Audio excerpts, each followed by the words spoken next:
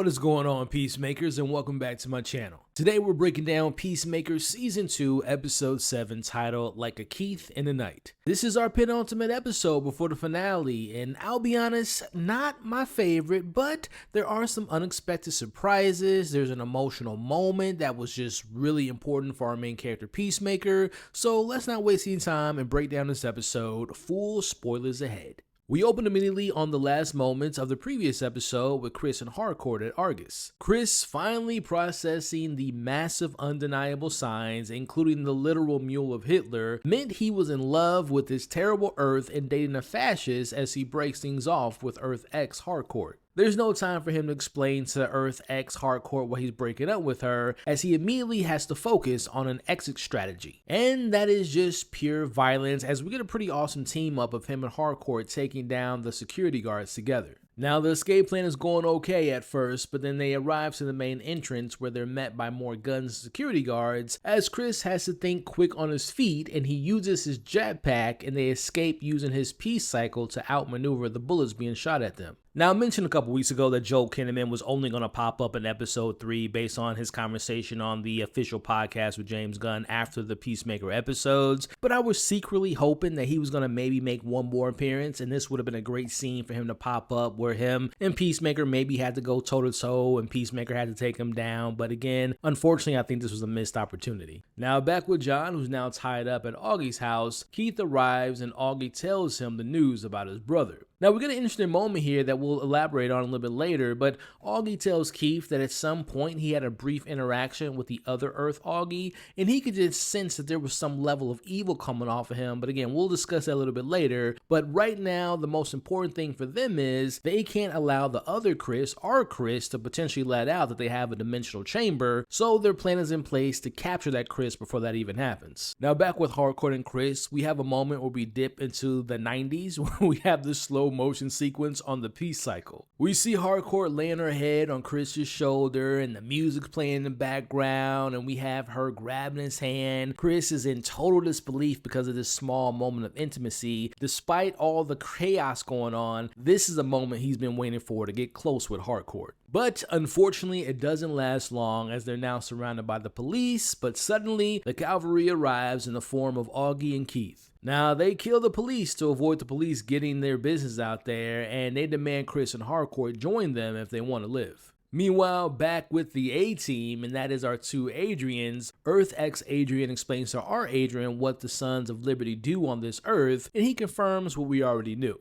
This is absolutely not a world built for any minorities, as they immediately mobilize to save Adabio. Speaking of ads, she definitely needs saving. As we catch up with her running for her life still, she makes a tactical error by running into a backyard and jumping into a pool, which I thought was just idiotic on her part, but I think it just plays into the craziness and the funniness of the show. But we watch the even crazier moment as the Nazis chase after her in the water. Little did they know, it's about to be a wet execution awaiting for them. Luckily for Agee, Judo Master arrives and in the most efficient kill of the night, throws a live telephone wire right into the pool, frying every single one of these pursuing fascists. Now later we get this unexpected bonding moment between Judo Master and him catching up ads on this world, while they're eating snacks, having a good laugh, and playing some board games. Meanwhile, we see John still tied up trying to get Eagly to untie him. Now, not to sound like a broken record, I've said it in the past that I have just really not liked how they've handled Adabio this season. Seeing her and Judo Master having a little moment, playing board games, eating Cheetos, it's just, I wanted more ads this season. Like, even if next week she has a big moment, it still feels like a wasted season for her. Would have loved for her and Judo Master to maybe have more screen time back on the regular Prime Earth, or for her to interact with maybe more Vigilante. But again, this scene just made me upset because I'm like, man, I just love ads and I wish she had more to do this season.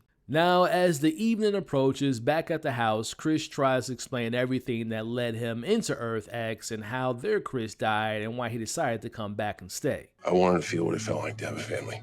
Now, Keith doesn't give two craps what Chris has to say because all he cares about is he wants to kill the man that killed his brother. Now, during this conversation, the police arrive and we get the return of Larry Fitzgibbon from this Earth as he wants to get answers for what happened to the police officers that recently died. Man, low-key, I was hoping that Sophie was going to reappear as well, but of course we know they can't work together because of this Earth, but it was nice to see Larry in this moment.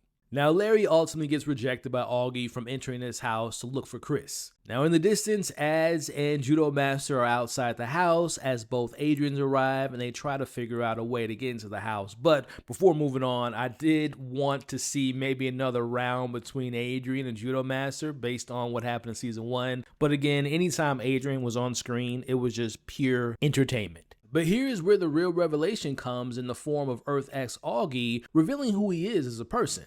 He rejects the label of being called a Nazi. He is deeply disillusioned with how his world is ran, and he doesn't agree with their extreme views. I didn't create the problems in my world, Missy. I don't agree with them. I applaud you if your world is perfect and you fight every injustice you ever see.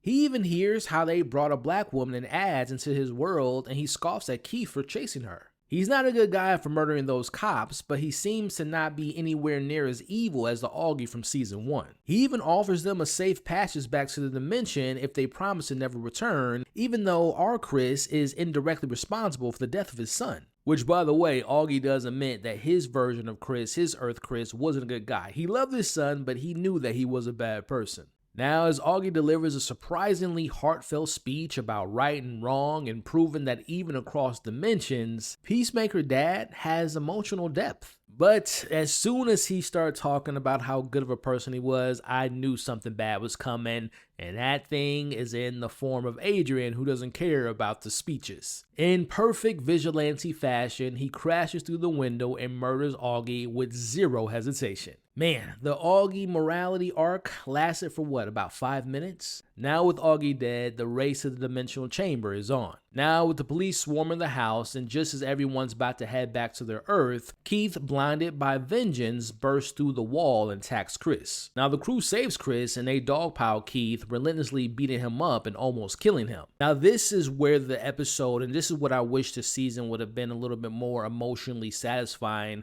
We watch a great moment from John Cena as an actor, as this is a traumatic moment for Chris, who was forced to relive the death of his brother. Even this alternate version, he feels bad for Keith. He doesn't want him to die, so we watch him screams for them to stop. The reason this scene works so well and why I think it's probably the strongest moment of this episode and one of the strongest moments of the season, think about when we first met Peacemaker in the Suicide Squad film and how he was so relentless in killing people by any means necessary, and just look how far he's come. He knows this Keith is not a good guy. This world that he's in is not a good world, but yet he doesn't want to fight violence with violence. Peacemaker is changing. He doesn't want to kill just for the sake of killing. Again, the emotional moment, the scream for them to stop, all was just fantastic. And like I said, it's the highlight of this episode for me. Now, as we wrap up, they finally jump to the dimensional chamber, but the consequences aren't over. Back on Earth X, we see Harcourt attempts to finish the job, aiming to shoot Keith in the head so he won't be able to chase Chris across dimensions.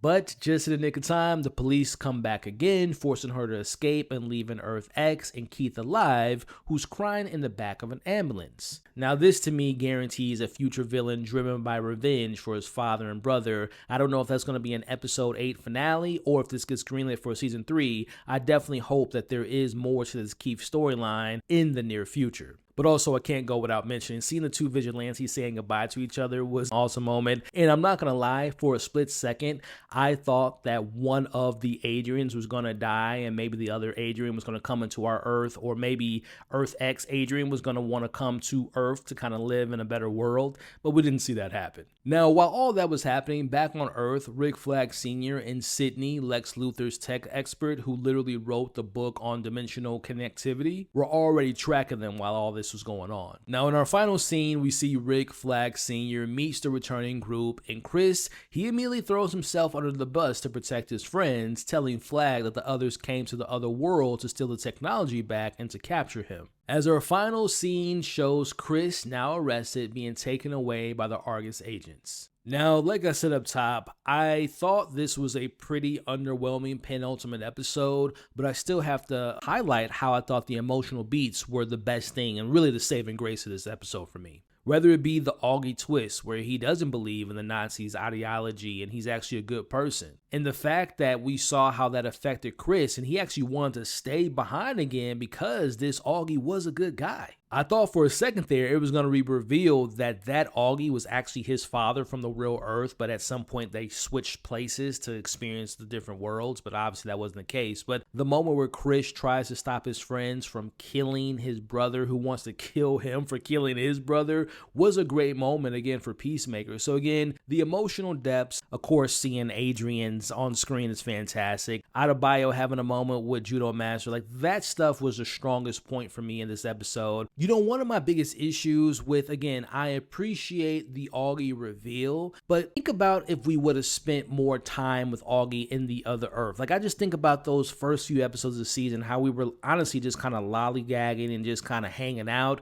If we would have had more time with Auggie, imagine how emotionally wrecked him dying this episode would have been. So I just feel like this season has been so inconsistent and has spent so much time doing nothing that it makes moments like his death, which again, it worked for this episode, but imagine how much harder it hit if we would have spent more time with our Chris in this Earth X, getting to know his father. It just would have worked so much better for me if we would have spent more time on more of these emotional beats. And it's just, again, we have one episode left. I'm telling y'all now, next week's finale could be the best episode of the season, or maybe the best episode of the series, but it doesn't make up for what I consider to be a pretty lackluster season overall. But hey, that's just my thoughts on what I consider to be a pretty underwhelming, like, overall penultimate episode for a pretty lackluster season. But hey, before we wrap up, I need to know what you all thought of this episode. Are you completely on the opposite realm where you think this is the best episode of the season, best episode of the series, you loved every single second? Or like me, do you feel like it was a bit underwhelming, minus the emotional things that I mentioned in my breakdown? And also, let me know your predictions based on what you hope to see in the finale. We got a teaser trailer showing that Peacemaker's in jail.